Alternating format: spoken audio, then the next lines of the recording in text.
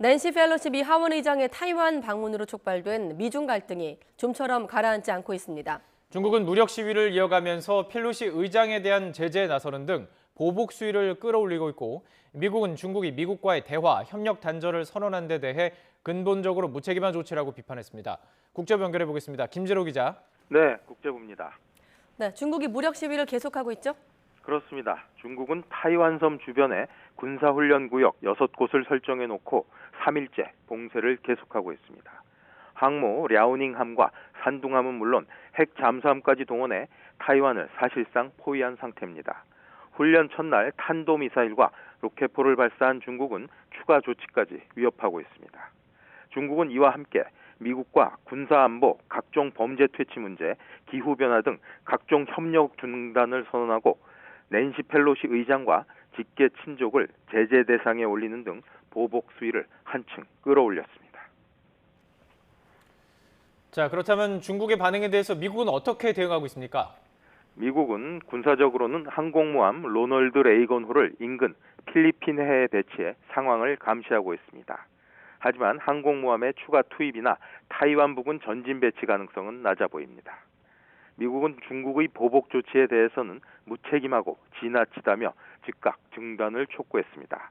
아세안 지역안보 포럼에 참석한 토니 블링컨 미 국무장관은 기자회견을 열고 과잉 대응을 즉각 중단하라고 밝혔습니다.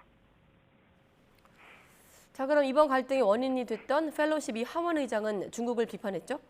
네, 그렇습니다. 아시아 순방의 마지막 방문지인 일본에서 펠로시 미 하원 의장은 중국이 타이완을 고립시키게 두지 않을 것이라고 말했습니다.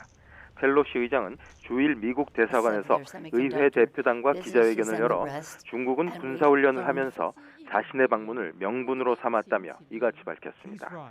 또 이번 방문은 타이완의 현상 변경을 위한 것이 아니라 타이완 해협의 평화를 유지하고 현재 상태가 계속되도록 하기 위한 것이라며 미 의회는 초당적으로 타이완 평화를 지지하고 있다고 강조했습니다.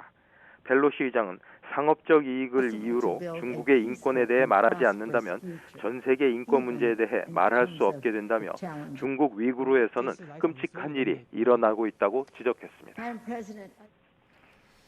자, 이처럼 미중 양국 간의 긴장이 고조되고 있는 상황인데 앞으로 어떻게 될까요?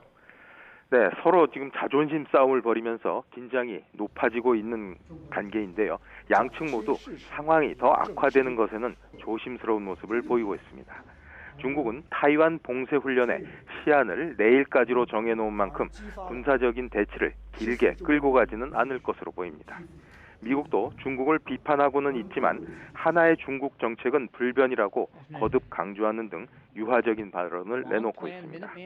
하지만 타이완 해협을 둘러싼 근본적인 문제 해결은 쉽지 않은 상황이어서 양국의 갈등은 당분간 이어질 것으로 보입니다. 지금까지 국제부에서 전해드렸습니다.